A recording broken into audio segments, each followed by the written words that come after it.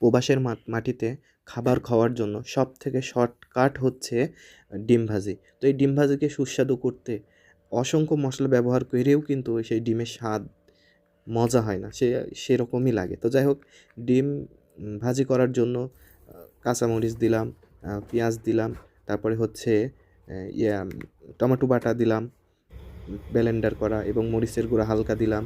তারপর আরেকটা মশলা দিলাম। এরপরে হচ্ছে বিরিয়ানির আরেকটা মশলা দিলাম, মিক্স মশলা যেটা সৌদি আরবে পাওয়া যায়। তারপরে আরেকটা মশলা যেগুলো হচ্ছে এলাচ, দারচিনি ইত্যাদি মিক্স করা, তো সেই মশলাটা দিলাম। দেওয়ার পরে ডিম 2টা দিয়ে এই 2টা ডিম ভাজি করব। তো ডিমটা ভেঙে দিলাম, ভেঙে দিয়ে এখন মিক্স করে নিলাম। মিক্স করার পরে